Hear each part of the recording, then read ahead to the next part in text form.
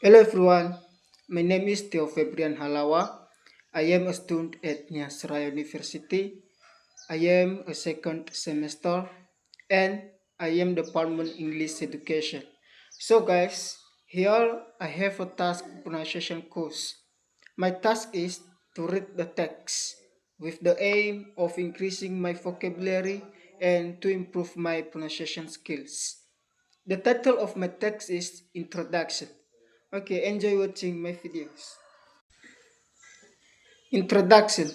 The United Nations defines violence against women as any act of gender-based violence that results in or is likely to result in physical, sexual, or mental harm or suffering to women, including threats of such acts, coercion, or arbitrary deprivation of liberty, whether occurring in public or in private life.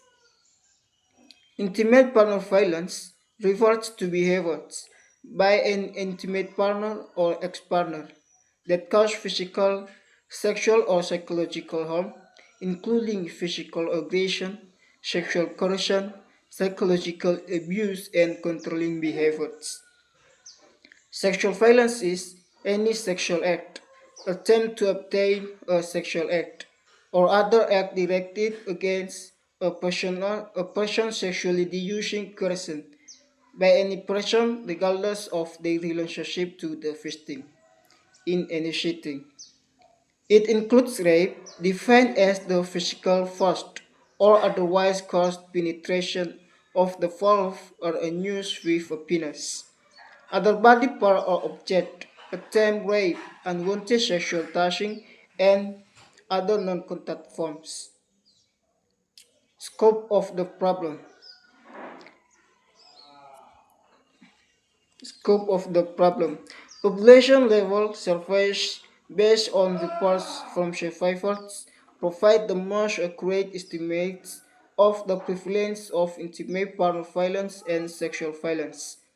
A 2018 analysis of prevalence data from 20 until 2018 across 161 countries and areas, conducted by on behalf of the UN Interagency Working Group on Violence Against Women, found worldwide nearly 1 in 3, or 30%, of women have been subjected to physical and or sexual violence by an intimate partner or non-partner sexual violence or both two. Global and regional estimates of violence against women. Over a quarter of women aged 15 until 49 years who have been in a relationship have been subjected to physical and or sexual violence by their intimate partner at least once in their lifetime since age 15. The prevalence estimates of lifetime intimate partner violence range from 20% in the Western Pacific, 22 in high-income countries and Europe, and 25% in the whole regions of the Americas to 33% in the whole African region, 31% in the whole Eastern Mediterranean region, and 33% in the whole Southeast Asia region. Globally, as many as 38% of all murders of women are committed by intimate partners.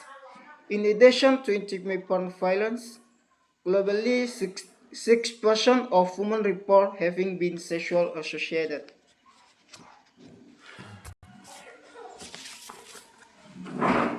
by someone other than a partner. Although deaths for non-partner sexual violence are more limited, intimate partner and sexual violence are mostly perpetrated by men against women. Lockdowns during the COVID-19 pandemic and its social and economic impacts have increased the exposure of women to abusive partners and no-risk factors, while limiting their access to service. Situation of humanitarian crisis and displacement may exacerbate exciting violence, such as by intimate partners, as well as non-partner sexual violence and may also lead to new forms of violence against women. Factors associated with intimate partner violence and sexual violence against women. Intimate partner and sexual violence is the result of factors occurring at individual, family, community, and wider society levels that interact with each other to increase or reduce risk protective. Some are associated with being a perpetrator of violence. Some are associated with experiencing violence and some are associated with both.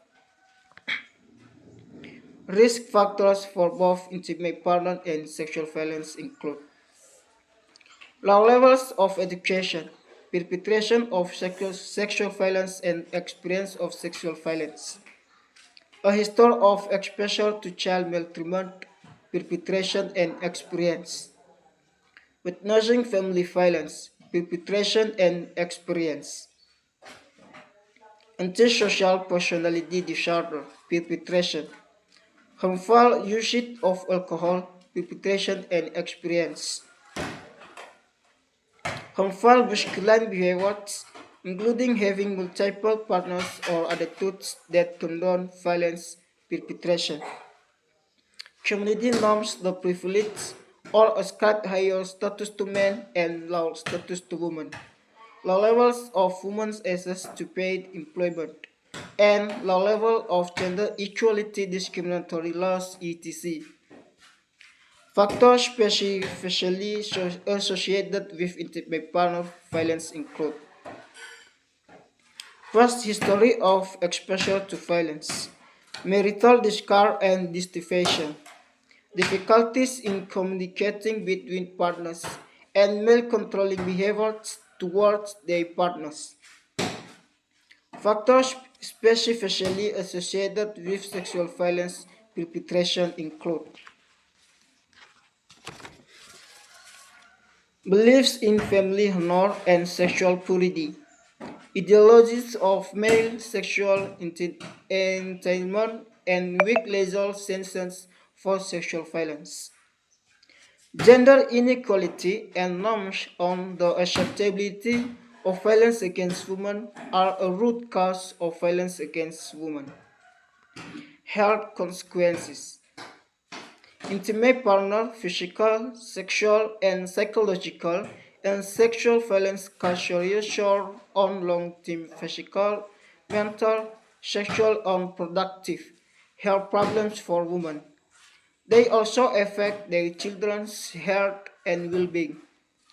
This violence leads to high social and economic costs for women, their families, and society such violence can have fatal outcomes like homicide or suicide, lead to injuries with 42% of women who experience intimate partner violence reporting an injury as consequence of this violence trait, lead to unique lead to united pregnancies, induced abortion, gynecological problems, and sexually transmitted infection, including HIV, whose 2013 study on the heart was associated with violence against women found that women who had been physically or sexually abused were 1.5 times more likely to have a sexual transmitted infection and, in some regions, HIV compared to women who had not experienced partner violence. They are also twice is likely to have an abortion trait. Intimate partner violence in pregnancies also increases the likelihood of miscarriage, stillbirth, preterm delivery, and low birth weight babies.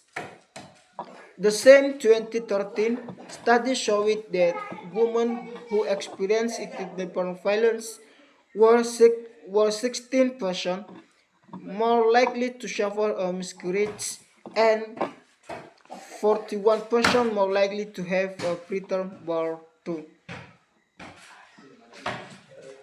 These forms of violence can lead to depression, post-traumatic stress, and other anxiety disorders, sleep difficulties, eating disorders, and suicide attempts. Health effects can also include headaches, pain syndromes, back pain, abdominal pain, chronic pelvis pain, gastrointestinal disorders, limited mobility, and poor overall health. Sexual violence, particularly during childhood, can lead to increased smoking, substance use, and risk sexual behaviors. It is also associated with perpetration of violence for males and being a victim of violence for females. Impact on children. Children who grow up in families where there is violence may suffer a range of behaviors and emotional disturbance. This can also be associated with perpetrating or experiencing violence later in life. Intimate partner violence has also been associated with higher rates of infant on child mortality and morbidity due, for example, the diarrhea, dysentery or malnutrition, and low immunization rates. Social and economic costs, ripple effects throughout society. Women may suffer isolation, inability to work, loss of weight, lack of participation in regular activities, and limited ability to care for themselves and their children. Prevention and response. There is growing evidence on what works to prevent violence against women. On well-designed evaluations, in 28 in 2019, UN Women, with endorsement from 12 other UN and bilateral agencies, publishes Respect Women, a framework for preventing violence against women aimed at makers. Its letter of respect stands for one of 7 strategies: relationship skills, training, empowerment of women, service ensured, poverty reduced, enabling environment, schools, workplace, public space, credit, child and adolescent abuse prevented, and professional attitudes, beliefs, and norms. For each of the 7 strategies, there are a range of intervention in law and higher social setting with varying degree of evidence of effectiveness.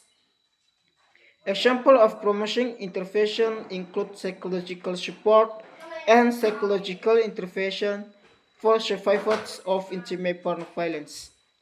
Communal economic and social empowerment programs, cash transfers, working with couples to improve communication and relationship skills, community mobilization intervention to change unequal gender norms, school programs that enhance safety in schools and eliminate harsh punishment, and include curricula that challenge gender stereotypes and promotes relationship based on inequality and consent, and group-based participatory education with women and men to generate critical reflection about unequal gender power relationship.